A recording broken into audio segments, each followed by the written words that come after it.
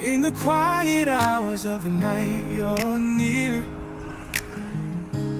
Through every storm, it's your hand I hold dear. When the words clash and tempers may rise, I see the love shining bright in your eyes. Hello mga kabady, ito na ang daily routine natin, ang buhay kalsada. Hindi pa nga ako nakakaalis, meron na akong booking. Ang pick up ko ay dito lang yan sa Rodriguez, papuntang San Mateo. Okay, puntahan na natin para ma-pick up na. Dito nga lang pala yan sa baker's counter. Ito ay mga baking or pastry supply. Yung mga gumagawa ng cake, sila pala yung mga nagsusupply. Wala nang kulang ito, lahat ng Ayan, nire-ready na ni sir para makuha ko na. Ayan po lahat. Opo, sir. Sige, buksan ko lang. Ito pala yung first booking ko. Ang drop-off pala nito ay papuntang San Mateo. So ngayong araw hindi natin alam kung saan tayo dadalhin ng mga bookings at deliver. Madalas ko kasing ginagawa kapag ako'y kumukuha ng mga booking, nagsisimula muna ako sa Rodriguez, papuntang San Mateo, Marikina, depende kung saan pang lugar. Pag first trip mo kasi, pwede kang mag-double booking. Pag nakatanggap ka na kasi ng dalawang booking, hindi ka makakakuha ng pangatlong booking hanggat hindi mo pa na i-deliver. Yung isa sa dalawa, kailangan meron ka muna ma-i-deliver or ma-finish para pasukan ka ulit ng booking. So, ayan, ayusin na natin to dito sa Lalabag para ma-i-deliver na. Total, malapit lang naman ito. Sa San Mateo lang naman. Sa may bandang Cambal Road. Eto na nga, delivered na kay madam. Nagbibilang na pambayad sa akin. So, after ko nga ito ma-deliver, pumunta na ako ng Marikina. Dito na ako mag-aantay ng dalawang booking. Itong lugar na ito, nasa may Nangka ng Marikina yan. Kung nakikita nyo yung motor ko na nakapark sa may tindahan, dito ako madalas talaga tumatambay.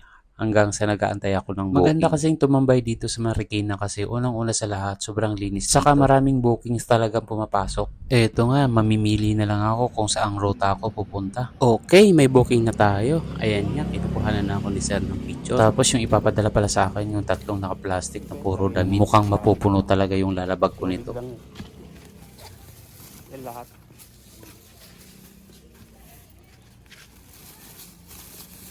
Kano pa kasabay na ito na yun? Kano pa nakasabay? Oo, kasi sayang tayo. Ay, mga damit. Opo, mga paninda niya po. Doon na lang yung bayad nito, no? Ayan, picture pa daw ulit. At sinabayan na natin ng another booking. Mga coffee, tsaka mga slimming tea ata ito, yung mga nakabate. Ito naman ay papuntang Taguig. Ito na nga, nasa Taguig na ako. Tinatawagan ko na para maipaba ko na ito. Hello, ma'am. Lalamog po. Opo, saan na po kayo? Nandito na po ako, ma'am, sa mismo nakapin. Dito, Sige, labas mo naman kuya saglit. dito sa mga daanan na lubak-lubak. Sige po, sandali lang. Sige po, ma'am. Antayin ko na lang po.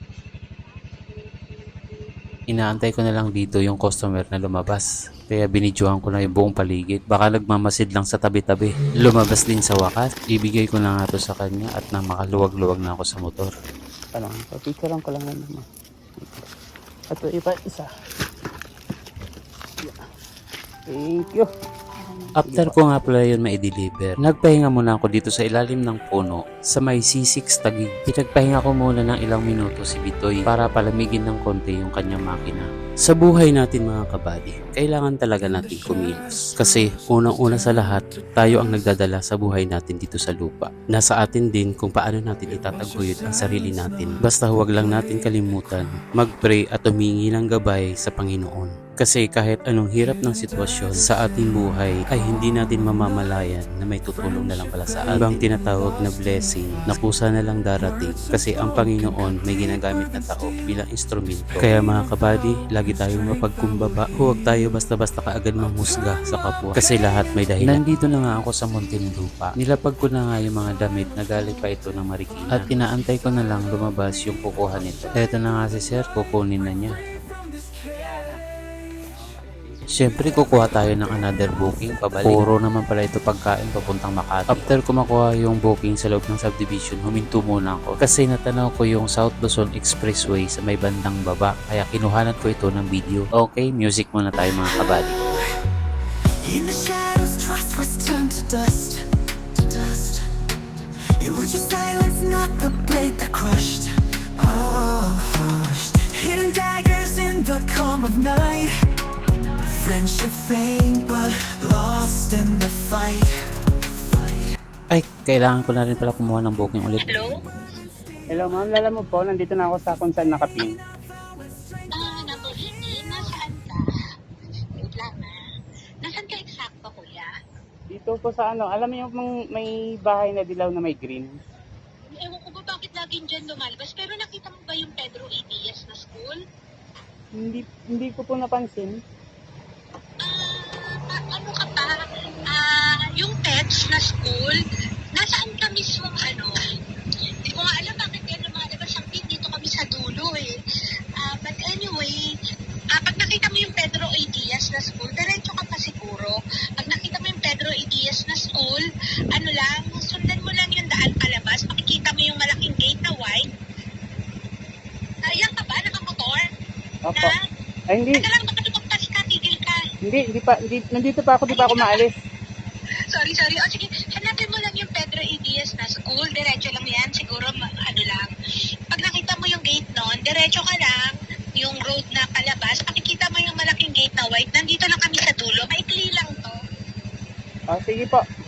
Sige, andito na ako sa labas. Hintayin kita. Okay, sige. Okay. Ayan, document lang pala ang ipapadala ni Madam. Papunta naman ito ng Marikina. May mga ganyan din talagang senaryo nangyayari. Kumbaga tama yung address nila pero mali naman kung saan nakapin. Kaya shout out dyan sa mga customer. Importante talagang sagutin yung mga tawag ng mga rider kasi hindi kami manghuhula pero ginagawa pa rin namin yung best namin para makita yung bahay ninyo kung saan talaga. At pwede kami magtanong-tanong para makita lang kayo. At ayan na nga, nakarating na tayo sa Makati para ma-deliver na itong pagkain na nanggaling pa ito sa Muntinlupa. Dito pala yan sa Cityland ng Makati sa may bandang Chino Roses Avenue. Habang hinahantay ko yung magre-receive nito, naisipan ko muna mag-video dito sa paligid nito. Ayan yung building na yan. Okay po. Ayan po, ma'am. Ano po? Diyan pa na lang po. Hindi.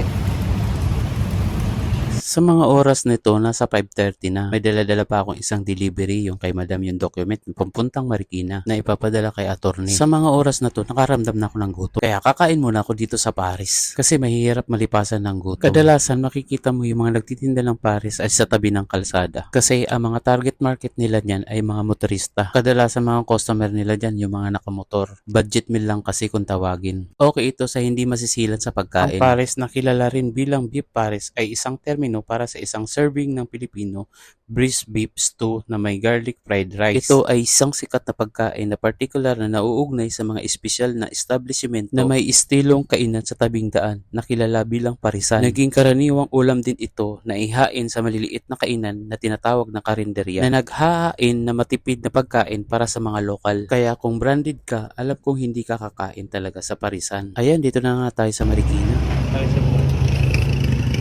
Bali yung payment po. Yung payment. 163. 163 po. Sa mga oras na to, pauwi na ako ng Rodriguez Rizal kasi mag alas 7 na ng gabi. Sa mga kapwa ko delivery rider, lagi tayo mag-ingat sa daan at lagi tayo mahaba ang pasensya at lagi nating isipin na may pamilya nag-aantay sa atin pag-uwi. Kaya ingat tayo mga kabali sa buhay kalsada. Hanggang dito na lang. Bye-bye! Hidden daggers in the calm of night. Friendship faint but lost in the fight. Words unspoken cut deeper than steel. This pain I vow and strength I will heal.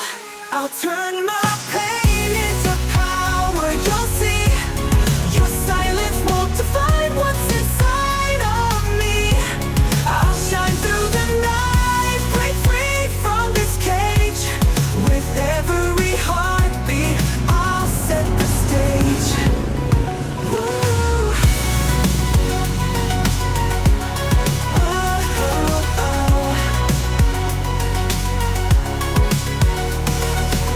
With every tear I'm rising anew.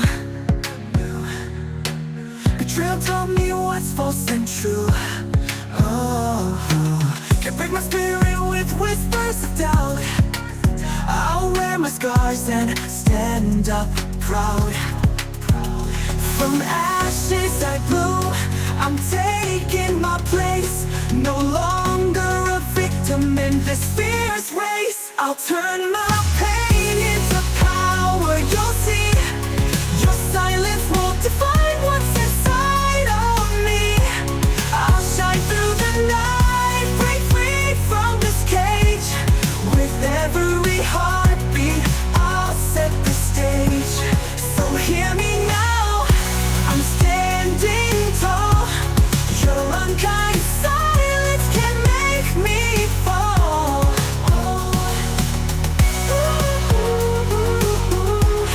I'll shine through the night, break free from this cage.